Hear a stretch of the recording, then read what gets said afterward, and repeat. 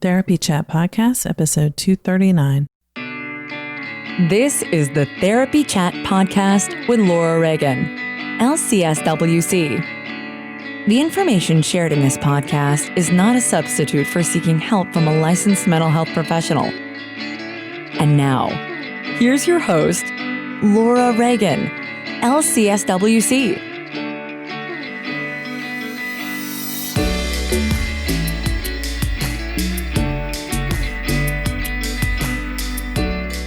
Today's episode is sponsored by Therapy Notes. Between writing notes, filing insurance claims, and scheduling with clients, it can be hard to stay organized. That's why I recommend Therapy Notes. Their easy-to-use platform lets you manage your practice securely and efficiently. Visit therapynotes.com to get 2 free months of Therapy Notes today. Just use the promo code TherapyChat when you sign up for a free trial at therapynotes.com.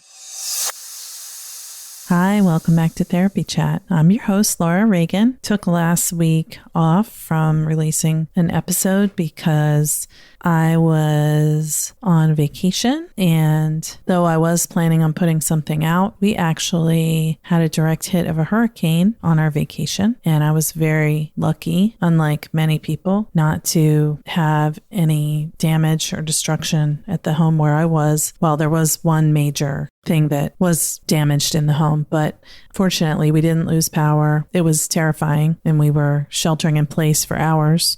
But once that was done, I said, I just want to relax and enjoy this vacation day by day. Whatever happens, just make the most of it. And I'm not going to focus on putting out an episode.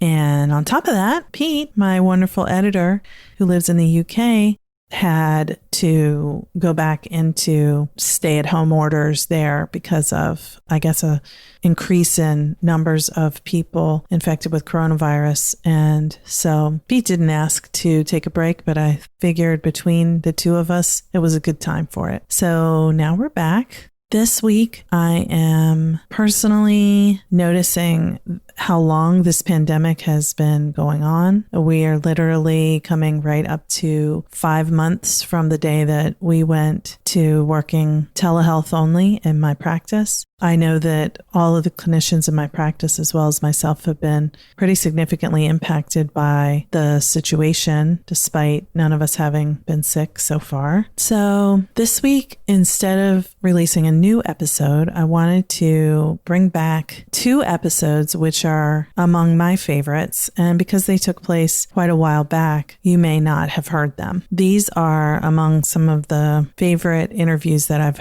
done because the topic is so important to me, and the topic is self-compassion. So the first time I interviewed Ambrose Desmond, he was talking about his book, Self-Compassion in Psychotherapy. And he talked about how self-compassion helped him after living through a very difficult childhood that included times of homelessness and many challenges that he faced when he was younger. He talked about what Buddhist psychotherapy is, and for me, it was very compelling. It made me want to seek out Buddhist psychotherapy for myself. And the second interview we did was prompted by Tim coming out with a new book. And I had read an article in which he talked about how self-compassion has helped him in extreme difficulties he's faced in the present, which I think will resonate with many of us. And I think what made me want to re-release these 2 episodes together for this week is that we're all living through this pandemic and things are happening on top of it. For example, you've heard me talk here about how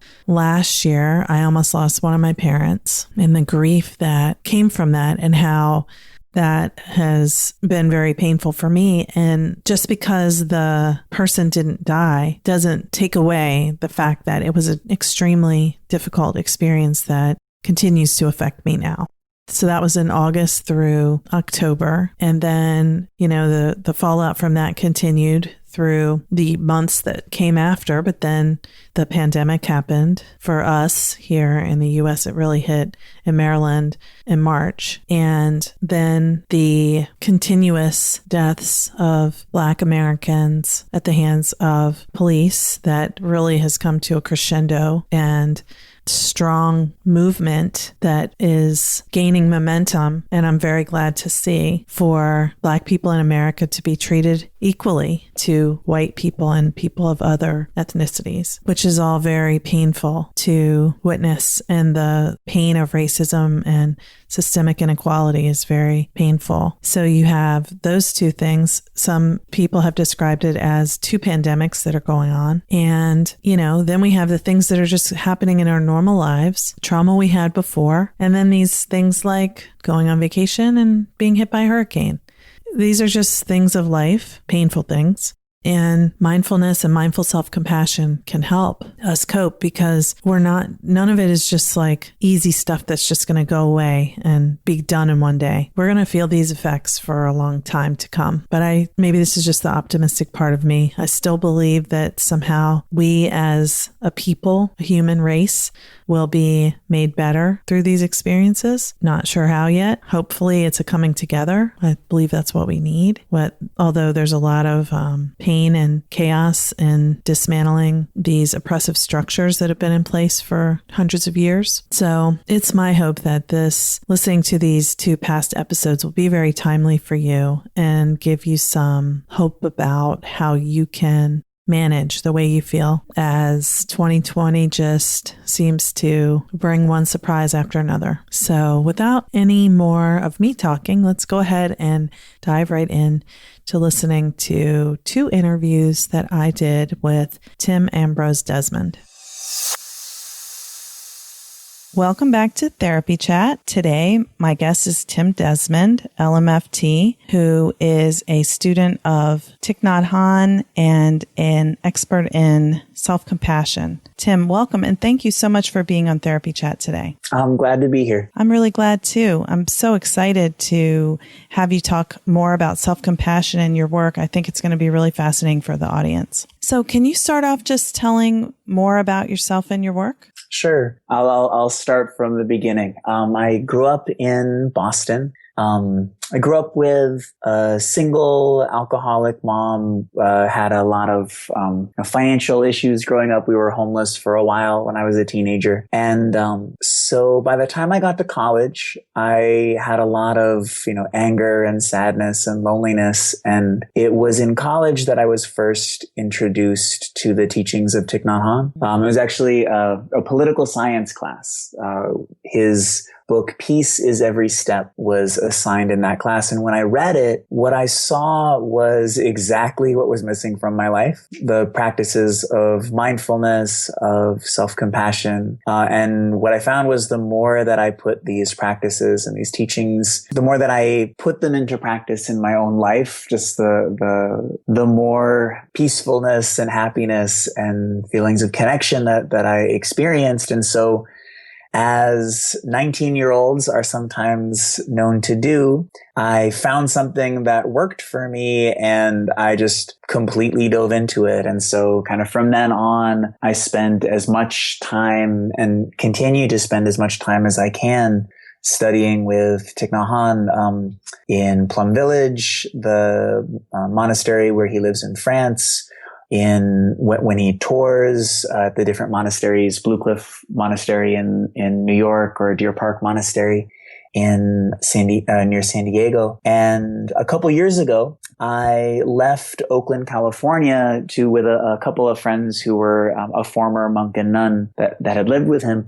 We founded a mindfulness retreat center called Morning Sun Mindfulness Center in southern New Hampshire. And so I moved here where I'm at right now to Morning Sun Mindfulness Center and have been living here, kind of building a new practice space and community for the past couple years. Wow. So do you have your psychotherapy practice there at the Mindfulness Center?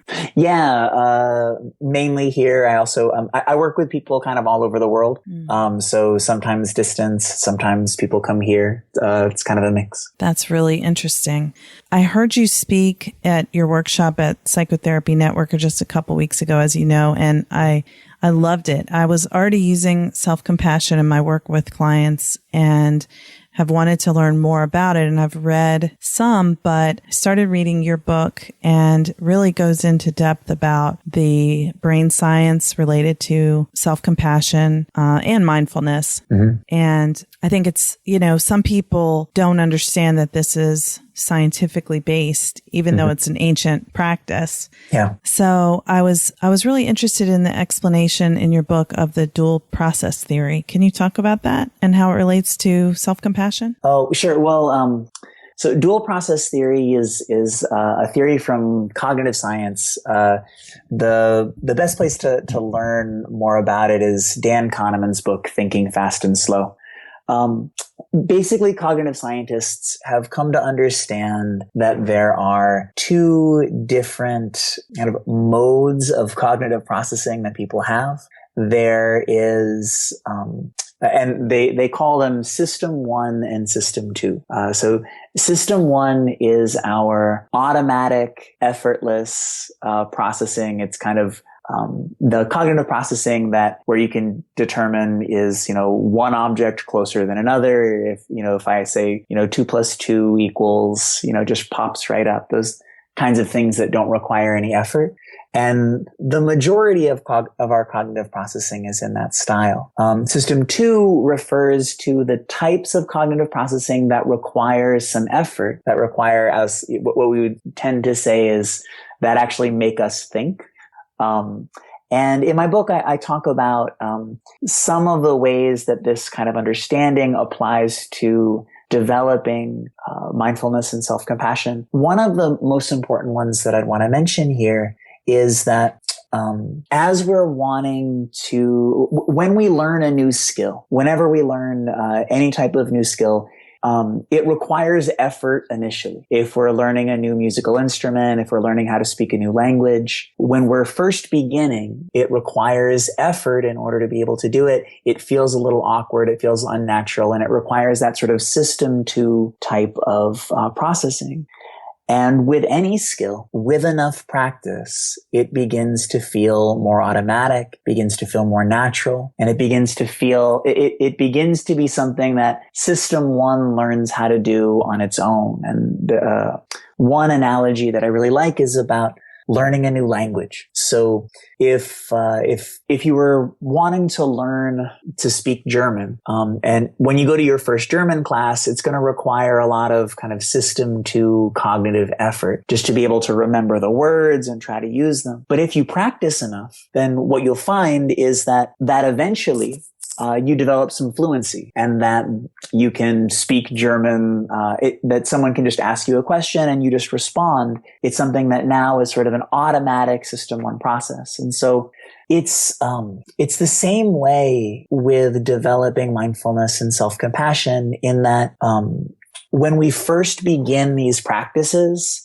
we can benefit from them right away, but it takes a little while. It takes a certain amount of practice before they start to feel natural, before they start to kind of become more of a part of who you are, and before it starts to be sort of your automatic response to difficulty or problems in your life. And what we learn through cognitive science is that the main mediator, if you want mindfulness and self-compassion to become something that feels more natural, to become something that is kind of your automatic response in moments of difficulty, the main mediator is practice, is how much kind of time and energy have we put into practicing these skills. And it's through practice that we end up being able to create new habits. Yeah. So understanding that the thing that is so difficult and takes up so much energy when you're first learning it can become automatic with enough practice, to me is really hopeful, because I know a lot of my clients, I mainly work with people who've experienced childhood trauma, usually related to abuse.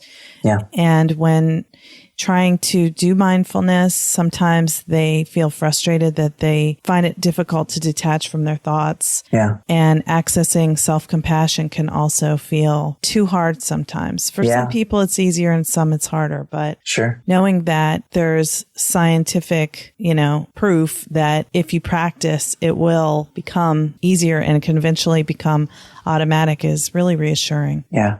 I mean, Richard Davidson is one of the most kind of highly respected neuroscientists who studies emotion. And one thing, his main talking point lately has been trying to communicate to people that well-being, that compassion, that gratitude, these should be understood as skills that we can develop rather than something kind of intrinsic about who we are or our personality. And one of the reasons that I think that that's really important is because probably most of your clients know, if you were talking about learning a musical instrument or learning to play or learning to speak another language, the expectation would be, yeah, it's hard at first and then you start to get it. But for a lot of us, when we're trying to practice mindfulness or self-compassion, when we're going through that kind of initial hard stage, it's like, oh, I'm not good at this. I can't do it. It's not who I am. And I think that's sort of a mistaken view that can make it harder to develop these qualities. Yes, I agree. I do hear people say, I can't do it. Yeah. And, I understand that there are a lot of barriers, but it's just, like I said, it's reassuring knowing that everyone can do it with practice. Yeah. So, how do you see, you gave a pretty compelling description of your early years in that brief little explanation about your life. How do you see the difference that self-compassion has made for you? Yeah. I mean, honestly, I really feel like I owe just about everything good in my life to the practices that I've learned from Thich Nhat Hanh. That I feel like I've kind of went from someone with a lot of anger and kind of self-destructiveness to someone who has a lot of peace, who's in touch with more peace and joy and connection than I would have thought possible. And really in my life, I think I was giving a talk just yesterday in Providence, Rhode Island, and someone asked, what are the kind of qualities or conditions that kind of make it easier to be able to benefit from these practices? And for me, I attribute a lot of what I've been able to how I've been able to benefit from these practices to, one, the good fortune of being around good teachers. And then two, that when I find something that is helpful for me, I really dedicate myself to it. I kind of do it wholeheartedly. And so the difference that self-compassion has made in my life, it's interesting. I've been thinking lately about self-compassion as having 4 different types, or sort of there being kind of 4 different types of self-compassion or forms that it can take. And the first one is that we motivate ourselves with kindness instead of criticism. And I think that might be sort of maybe one of the most basic forms of self-compassion, in the sense that so many of us engage in self-criticism to motivate ourselves to try to do better. Mm-hmm. But researchers like Kristen Neff and other people who are studying self-compassion have demonstrated that people who motivate themselves compassionately are actually able to achieve more, and particularly are able to persevere through difficulties much better than people who motivate themselves with criticism. So it's kind of like a client once phrased it. It's like learning how to be my own cheerleader instead of being my own slave driver. Yeah. So that instead of kind of, because one of the biggest dangers of motivating ourselves with criticism is that how it works is that we begin to fear failure. And that when you fear failure, often then you start to avoid situations where you might fail. And so many of us end up in situations where we don't want to try something new because we're afraid of our inner critic. And so being able to develop, to sort of motivate ourselves, encourage ourselves with compassion is one element. Another important element of self-compassion is being able to have self-compassion in difficult moments in life. So if something unfortunate is happening in your life, whenever we're going through a hard time, one of the things that we want most is a caring, compassionate friend to be able to listen to us and kind of offer support. And through self-compassion, we're able to have an internal, kind of an internalized voice that we can be present for ourselves, we can listen, and we can offer that support.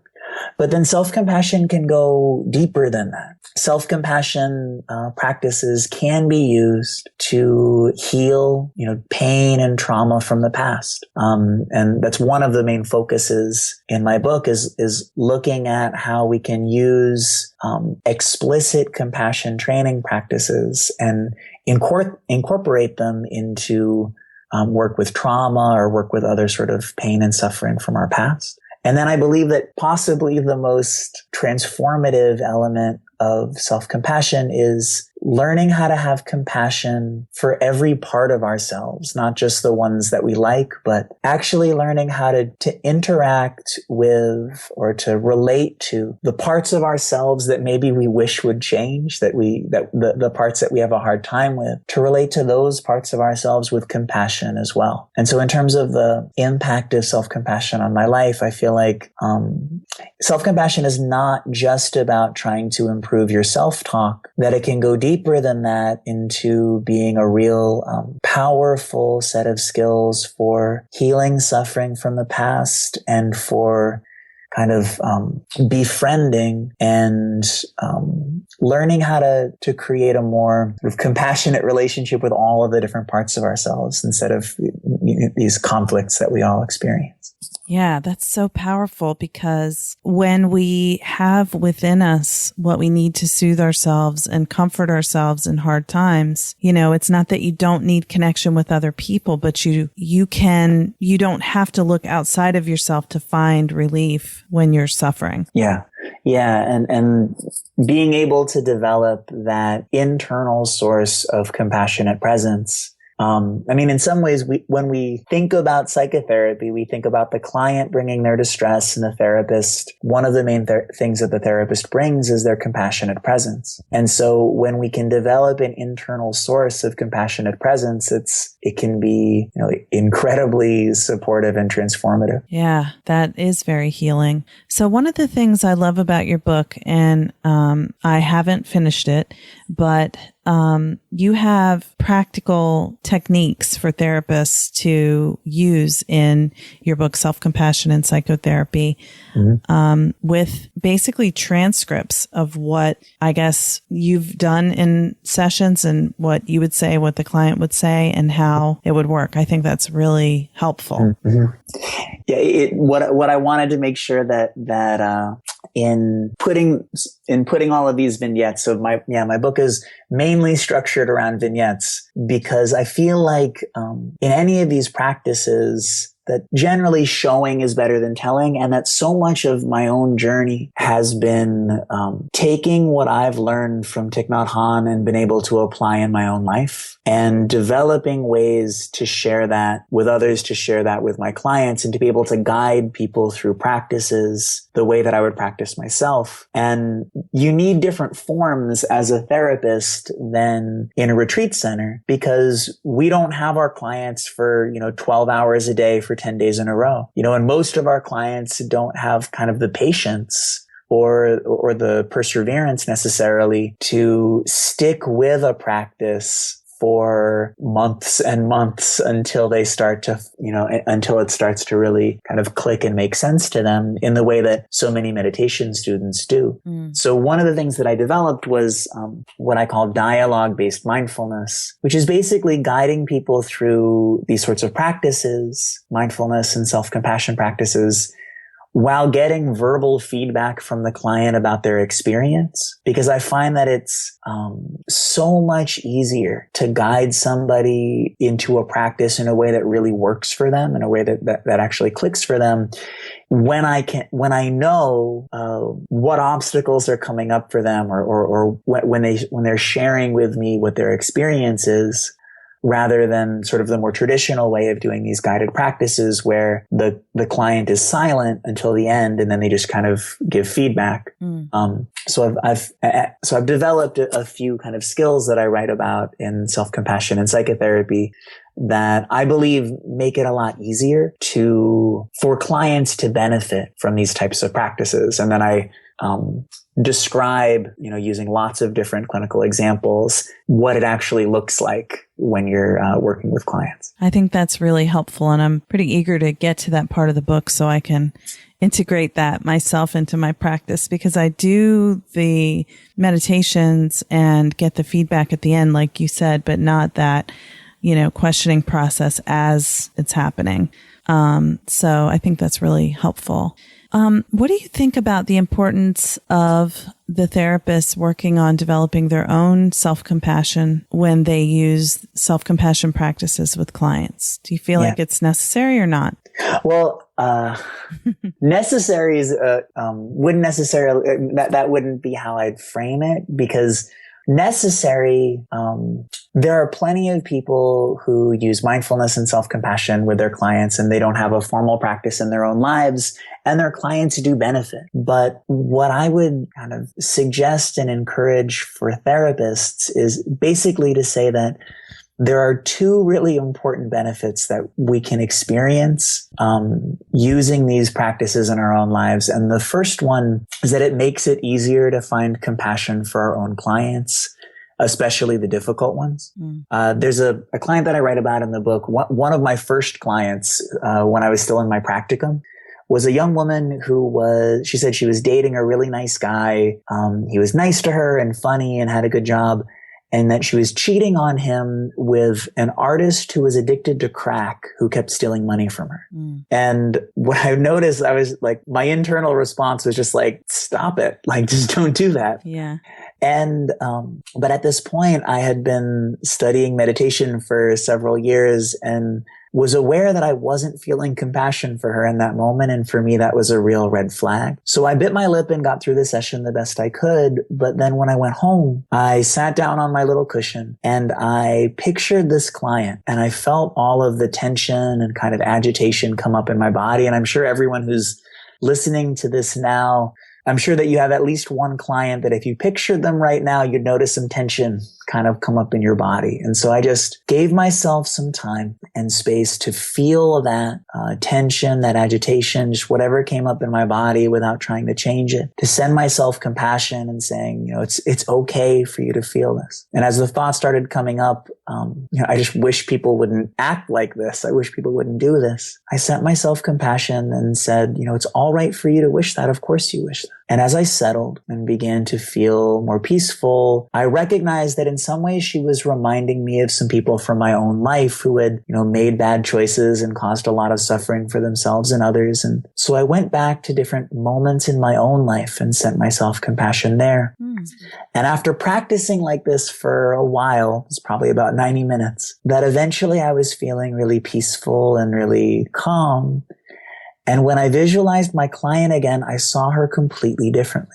I saw how out of control she felt. And I saw that she didn't like the choices that she was making. And that's why she came into therapy. And for whatever reason, I couldn't see that so clearly because I needed to send myself compassion first. So that I was able to kind of open my heart to this person in a fuller way after practicing self-compassion for myself. And the other benefit that we gain is more confidence and kind of comfort with these practices. Thich Nhat Hanh has given a couple of retreats for psychotherapists in the past. And one of the things that he'll say is, your own suffering is your best teacher. And I believe that that's really true, that as a therapist, we all experience anxiety. We all experience frustration and anger. And we all know what it's like to feel hopeless sometimes. And if we can learn to bring acceptance and compassion to ourselves in those moments, to kind of befriend ourselves in those moments and really to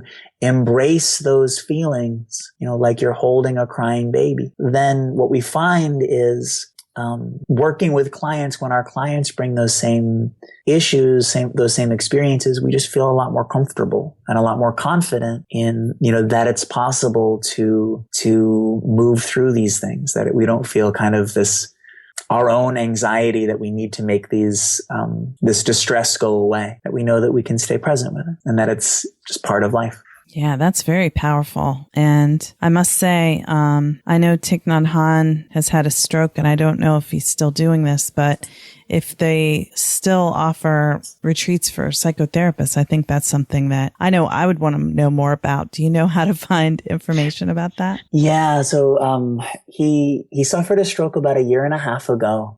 He was in a coma for several months. He was actually in, rehabbing in a hospital for many months. And now he's back home in Plum Village in France. But, and he's getting around. He can move around a little bit. He's happy, but he's not speaking. So it's looking like he probably won't be leading more retreats. Okay. But retreats for therapists, I mean, I think that, that there are lots of wonderful, Dharma teachers out there, who are offering retreats for therapists, and at, Morning Sun Mindfulness Center, we offer retreats for the public here as well. So if people are looking to sort of go on a retreat, then I feel like that's one of the best ways to, especially when you're beginning, to make these practices kind of part of your life. I think about meditation retreats kind of similar to having an immersion experience when you're learning a language. Yeah. That you have this sort of an immersion into the practice, and that in a short time you notice a lot of benefits. And then when you go back to your sort of practice on your own in your life, in your daily life, it just feels a little easier. It feels a little more natural. If you've been able to have, even a day, but if possible, a few days in some kind of a retreat environment. Will you share the website for Morning Sun Retreat Center? Yeah. So I guess I'll share two things. So morningsuncommunity.org is the website for our mindfulness center. And then the other thing that I'll mention for people who aren't, going to travel up to New Hampshire. I just launched, a 12-week online course in psychotherapy, in self-compassion. That's for a general public. And if you go to timdesmond.net, you can find that course there. So, at timdesmond.net, there's a 12-week online course called The Foundations of Self-Compassion that people can explore as well. There's a 7-day free trial, so you can kind of test it out and see if it speaks to you. I'm so glad you mentioned that, because I was going to ask you about it. And that's for the general public, including therapists, right? Including therapists. Yeah, absolutely. Great. Your book, your clinical course sounds wonderful. Your book is really great. I also noticed it's great that you have a free trial, but I noticed that your course is priced very affordably relative to what a lot of things like that would be. So that's exciting. I'm definitely going to be doing the trial and check it out. Great.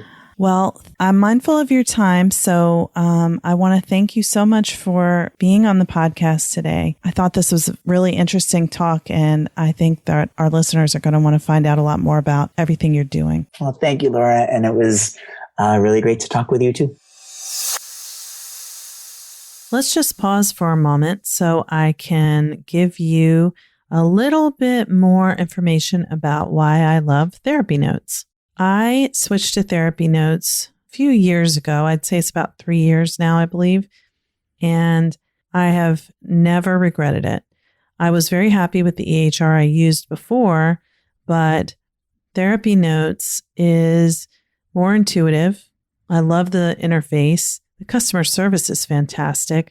And I love how I can get my notes done quickly because I can customize the template that I use for my notes, and there are opportunities to put check marks rather than having to write out the intervention used. So I have cut my time spent writing notes way down, which is wonderful because I like to focus on seeing clients. I know documentation is an important part of our work, but It can also be time consuming, and that is why I love using therapy notes. If you are considering switching EHRs or you're looking for one to use in your practice, give therapy notes a try. You can get 2 free months by using the code TherapyChat. Now let's get back to our interview. Hi, welcome back to Therapy Chat. Today, I'm very excited to have a returning guest, someone who teaches, speaks, and practices in self-compassion, a subject that I'm very passionate about. So today, my returning guest is Tim Desmond. Tim, thank you so much for coming back to Therapy Chat today. Really happy to be here. Yeah, I'm so happy too that you could come back, and you have a new book out, which caught my attention and made me want to ask you to come back. You're the author of the new book, the Self-Compassion Skills Workbook, and the previous book that I love, Self-Compassion and Psychotherapy, Mindfulness-Based Practices for Healing and Transformation. So, Tim, can you just tell our audience more about yourself and the work you do? Sure. Really broadly speaking, I guess, like a lot of people, like probably a lot of your listeners, I'm somebody who really wishes that we lived in a better world, like in the sense of whatever I'm doing, whether it's psychotherapy or activism or teaching meditation. So much of what I'm doing comes from this feeling of like, just not wanting suffering for myself, not wanting suffering for other people, just like the kind of sense of like I'm wanting the world to be a better place. And that's been a big part of my life. I mean, we all get into this work because we're looking for something, right? And so that's been a big part of my life since I was young. I mentioned to you before when I was on last time, I had a pretty hard time growing up. I grew up in Boston with a single alcoholic mother. We were always struggling financially, and we were homeless for a little while. And basically, I just remember like this desire for the world to be a better place it's not really altruistic in any sense, that it comes from this desire that goes back as far as I can remember of just wishing people weren't so mean, wishing that I lived in a better world, wishing sort of people were nicer to me and people like me, and really identifying with people who are suffering a lot and who are kind of victims of oppression and in every way. And whatever I'm doing, whether it's teaching mindfulness to activists or teaching mindfulness to therapists, it comes from this feeling of just wanting the world to be better. The funny thing about that motivation is that it leads you pretty quickly into kind of a paradox, which is sort of like the paradox of like if somebody says like, relax or I'll kill you, right? Like what happens is if I'm feeling like, I want this world to be a better place. I want my life to be better. I want to be a better person. As soon as we identify this problem that we want to change, what we do kind of inevitably is we turn that problem into our enemy. And so whether it's like whether I'm trying to change something in society or whether I'm trying to change, critical or judgmental thoughts in me, as soon as I let's say that kind of self-critical voice in me, as soon as I turn it into an enemy, well, we all know the best way to treat an enemy is to hate them and kill them, right? So as soon as we turn any part of me or any part of the world into an enemy, what happens is that we deepen the level of conflict and violence, and just that kind of radical non-acceptance of the world or of my life is really the seed of so many of these problems that we want to change, is really the seed of that judgmental thinking or that self-criticism. As soon as we say that self-criticism isn't okay, right? That self-critical voice in me is bad and I really want it to go away. And that's my goal. That's my New Year's resolution. I want to stop being self-critical. We turn that part of ourselves into an enemy, and then everything that we do kind of deepens that divide. And so this is really what's led me to self-compassion. I've been a student of Thich Nhat Hanh, the Vietnamese Buddhist monk and teacher for a long time. And the thing that I really keep learning from him and keep being challenged by is I'm the type of person that I have this tendency to look for what I want to change in myself, look for what I want to change in the world. And as soon as I name it, it's sort of like, okay, it's like that, whatever that thing is the problem, is the enemy. And what I keep learning from Thich Nhat Hanh is that just that way of thinking perpetuates a lot of the suffering that I'm hoping to overcome. And so instead, what's led me to self-compassion, to sort of the path of self-compassion, is learning that instead of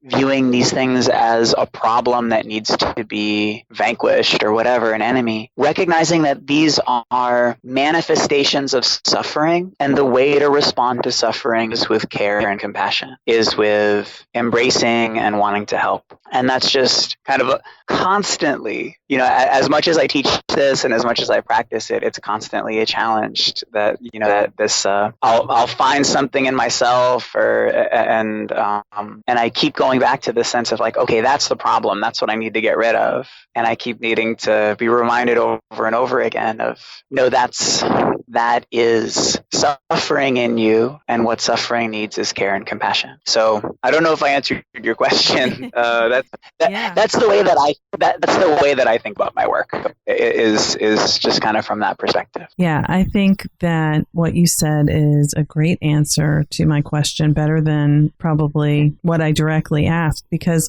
I think, it's so hard to keep in mind that feeling better doesn't mean we have to eliminate the emotions that we don't like feeling. Yeah. And yet it's like, I don't know about you, but that's immediately where my mind goes. Like as soon as I recognize that there's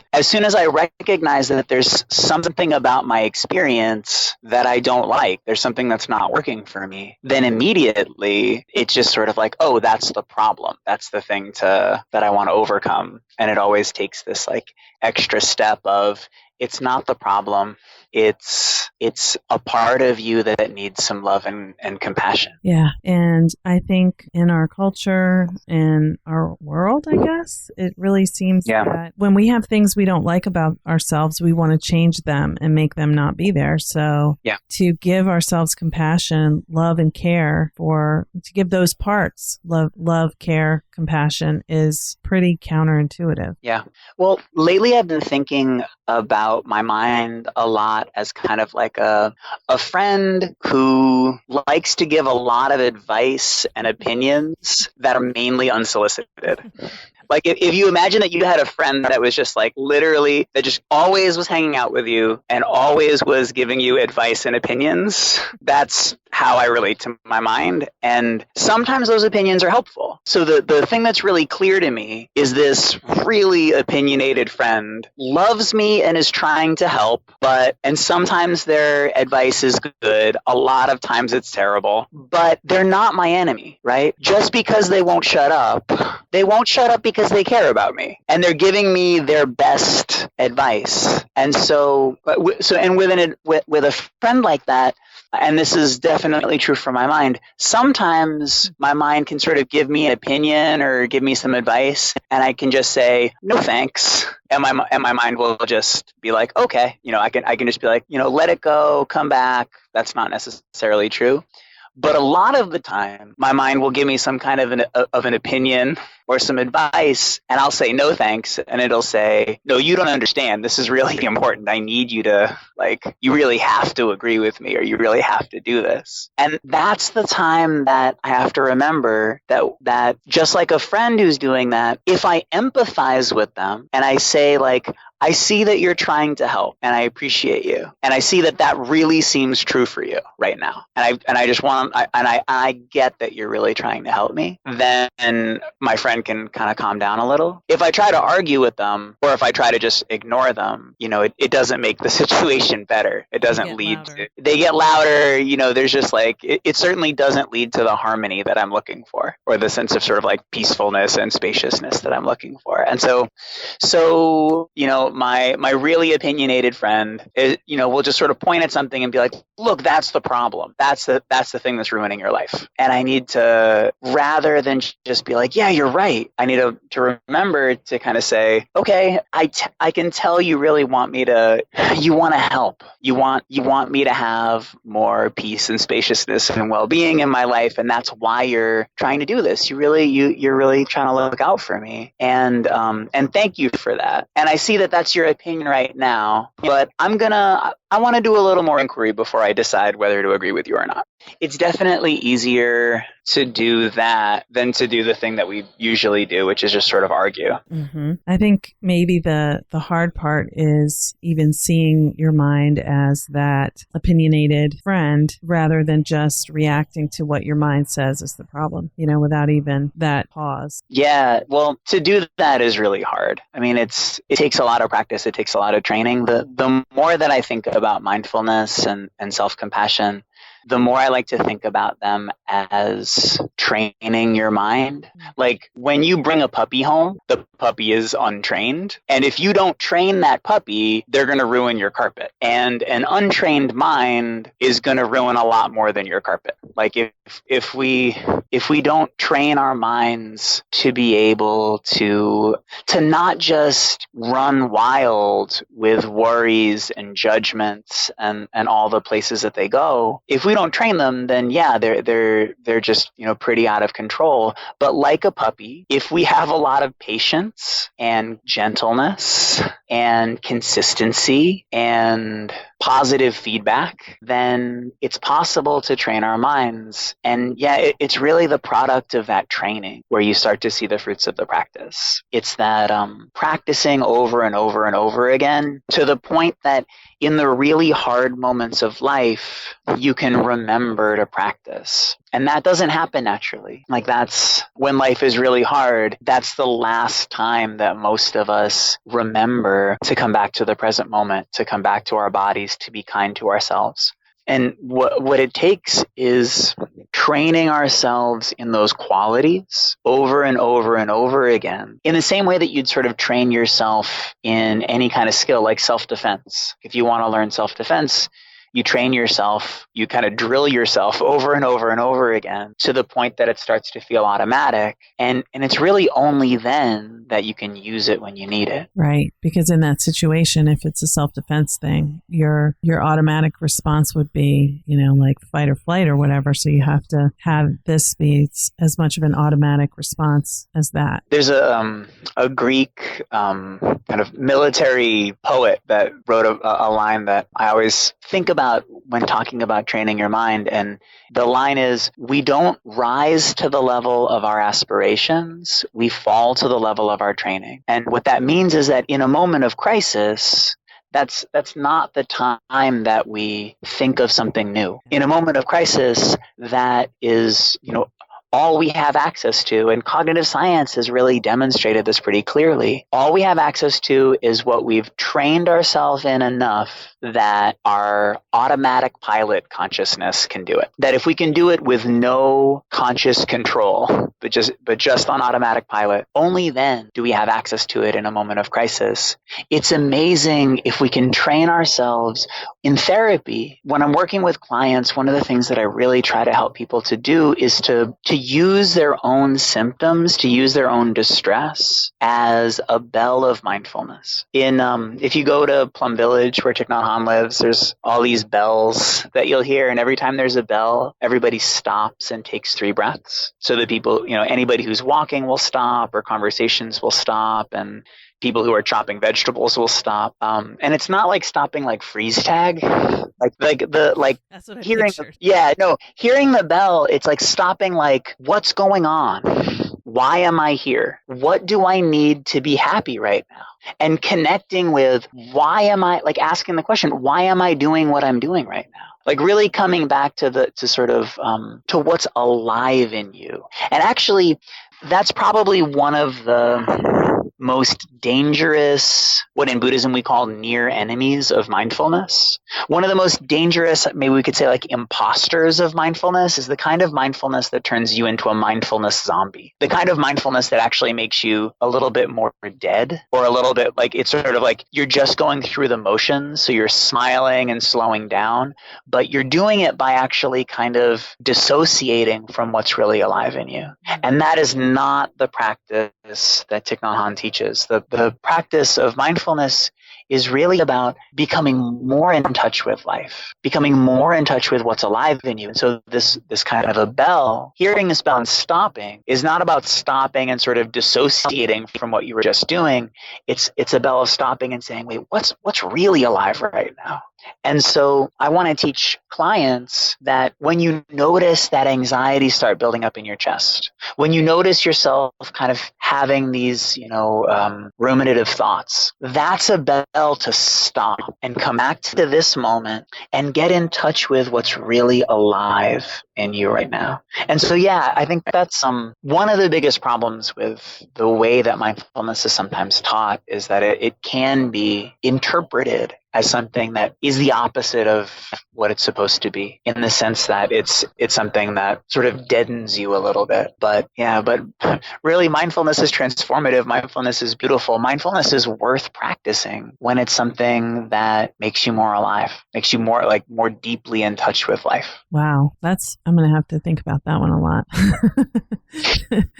I'm thinking one of the things that I wanted to ask you about, and I think it relates to this, but feel free to correct me, is Sure. An article that you recently published in Mindful magazine or mindful.org. And you described a situation where you were feeling a lot of intense emotion and you were able to use mindfulness not to escape from the situation, but to bring you more into the present moment and into what was actually happening then. Yeah. Is that kind of what you mean? Or is that different? That's definitely what I mean. And just for your listeners, I wrote an article recently about something that I've been going through in my life for the past few years. In 2015, just after our son turned 2, my wife was diagnosed with stage 4 colon cancer. And in the past couple years since that diagnosis, we've been through multiple surgeries and chemotherapy and recurrences and more surgeries and more chemotherapy. And we're continuing, we're in the middle of that journey right now. Actually, as we record this, we have new scans and then chemotherapy, I think 3 days from now. And what I was writing about was an experience that I had, maybe our last rounds of scans. So one of the things that's been really hardest for me in this whole journey has been when my wife has a set of scans, she'll go through and have the scans done, and then either later that day or much more often the next day, we meet with our doctor and hear the results.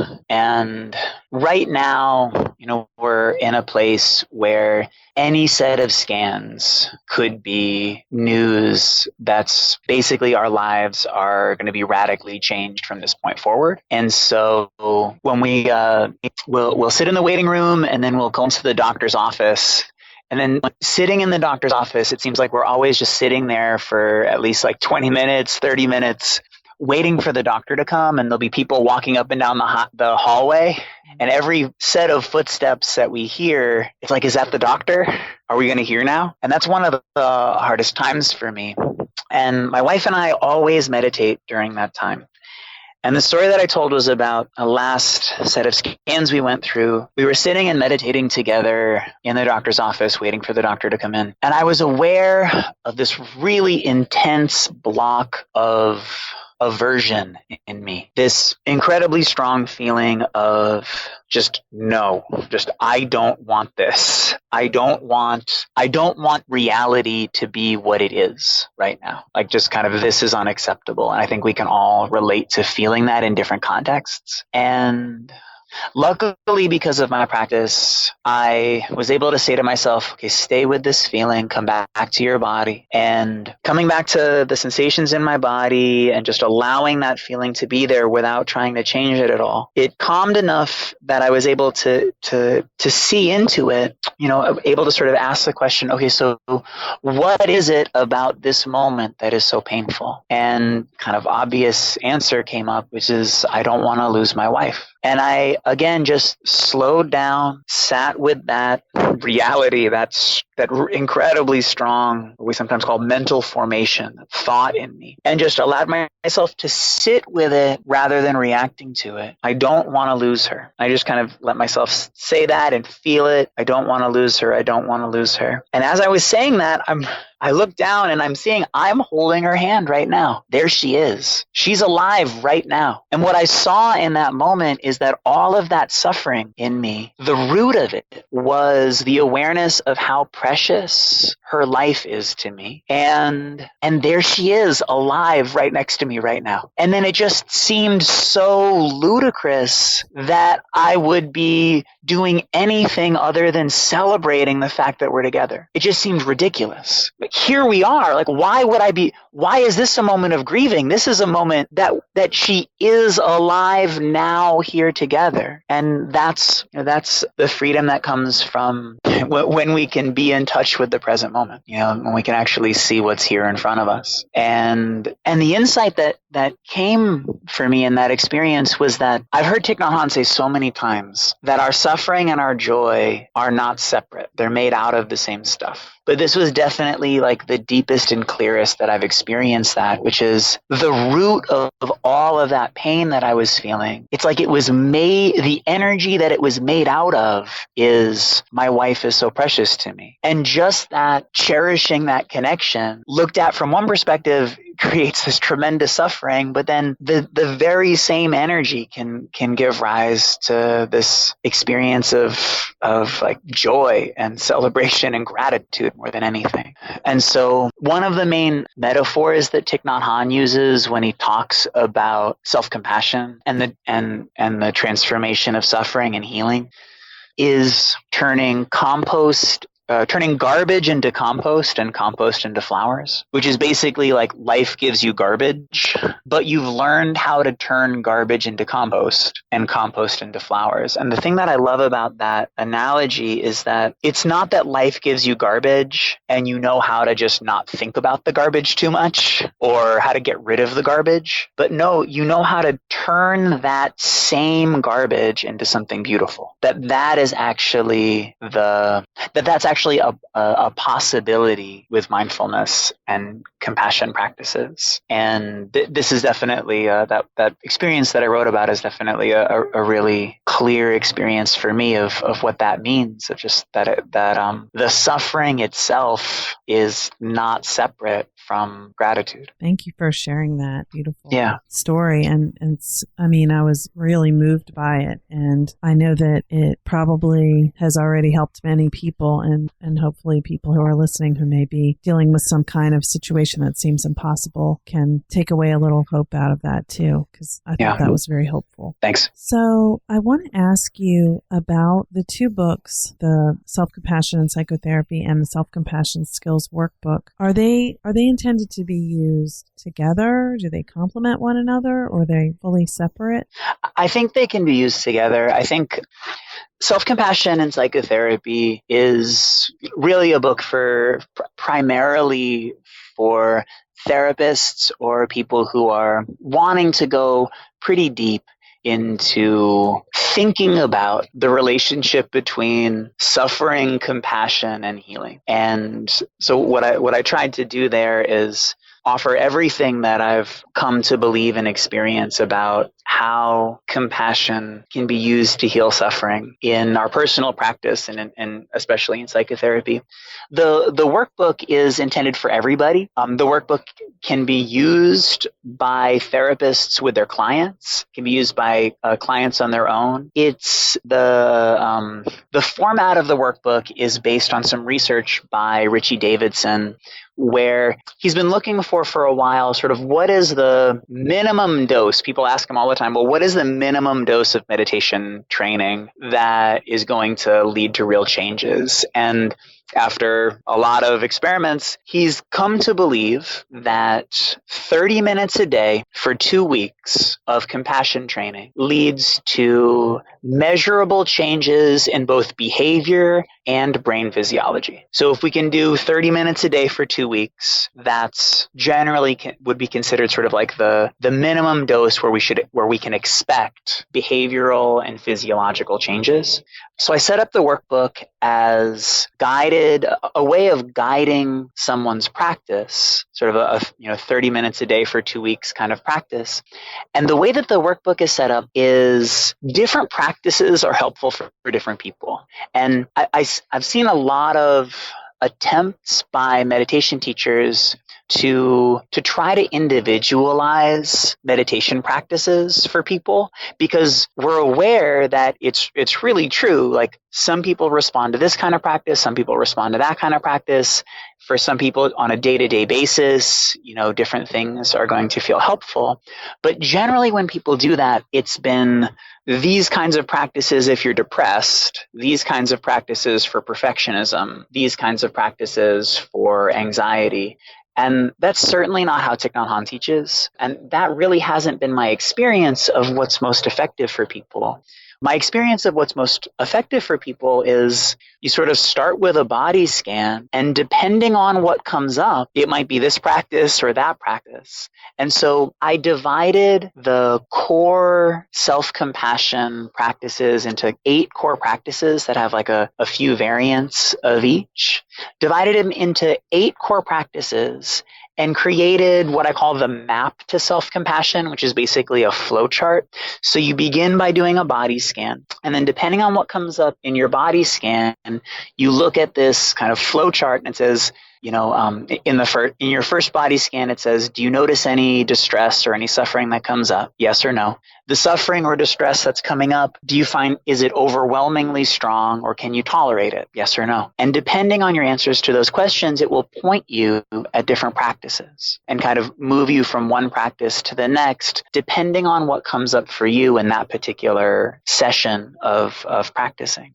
And probably the thing that I'm most proud of, the thing that I was hoping the most, I got a review on Amazon.com of someone who is using the workbook as kind of as sort of like an amendment or using the workbook as a complementary treatment in working with complex trauma. Like, she was actually able to use this workbook, to use the practices that were here, and be able to practice self-compassion with complex trauma, being supervised by a therapist, but also on her own. And that was really what I was hoping for, because a lot of self-help tools, especially sort of mindfulness-based self-help tools, the way that they're presented, they don't have sort of the adequate depth, a lot of them, for use with really deep issues, with complex trauma and dissociation. And what I was really hoping with this workbook is to create something that would be usable for people even with really intense suffering. And the feedback that I'm getting is that it actually does work. So you can check it out either through Norton, the publisher, or on Amazon. And I think on Norton, they'll let you kind of download a free exercise and kind of take a look at it. But yeah, I'm really happy with how it's come out. Yeah, it's I love the map, and what you said about complex trauma is music to my ears, because I was looking at the map and I was saying, I know some clients who have DID or some very severe dissociation who this kind of map is like, and it does look like a flow chart, and there's a little tear out small version of it in the book, which I'm looking at right now. It's perfect because because, I mean, I think it even taps into that resource of the cognition to be able to say, here, what do I do next? What do I do next? And brings you back into the room. Yeah. Yeah. I think that I'm very eager to use this with some of my clients who, it may just be a little too broad to just try practicing self-compassion without some kind of guideline. If this happens and what to do if that happens. So I really love this. Yeah.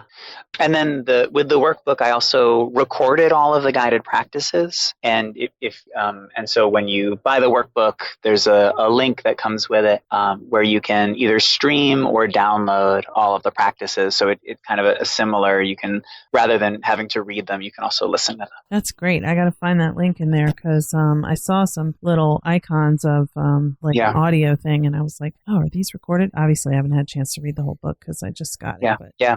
Wonderful. Well, I think this is an amazing resource and I'm sure it's going to be helping so many people. I know I'll be using it with my clients and recommending people to order it. So I know we're getting short on time and I don't want to hold you up, but do you have a minute just to tell people about where to find all the things you're doing? Because I know you have more than books. Sure. Yeah. So my books, you can find my books anywhere that books are sold. On my website, timdesmond.net, you can find an online video training in self-compassion. It's self-paced. There's 12 weeks of content, but you can actually do it, take as long or short as you want.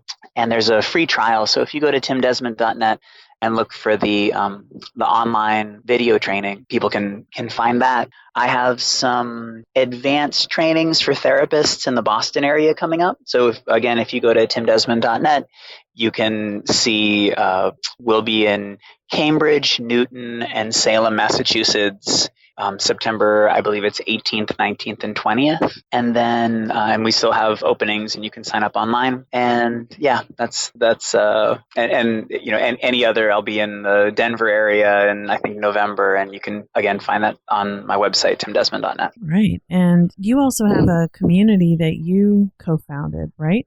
Yeah. So this week we're actually having our all ages kind of family retreat at Morning Sun Mindfulness Center. So the website there is morningsuncommunity.org. And it's a retreat center and co-housing community in the tradition of Thich Nhat Hanh. And so if you're interested in practicing or attending our retreats or just want to learn more about our community, you can find it at morningsuncommunity.org. It's a really wonderful place in southwestern New Hampshire, near Keene, New Hampshire, right outside of Antioch University. Awesome. Well, I will put a link to both websites in the show notes in case anybody who's listening didn't get a chance to jot them down. And I just want to thank you so much for coming back to Therapy Chat today. I just loved this conversation and I'm really grateful for the work you're doing. Oh, thanks. It was great to talk with you. Today's episode is sponsored by Therapy Notes. There are many ways to keep your practice organized, but Therapy Notes is the best. Their easy-to-use, secure platform lets you not only do your billing, scheduling, and progress notes, but also create a client portal to share documents and request signatures. Plus, they offer amazing unlimited phone support, so when you have a question, you can get help fast. To get started with the practice management software trusted by over 60,000 professionals, go to therapynotes.com and start a free trial today. If you enter promo code Therapy Chat, they will give you 2 months to try it out for free. Thank you for listening to Therapy Chat with your host, Laura Reagan, LCSW-C. For more information, please visit therapychatpodcast.com.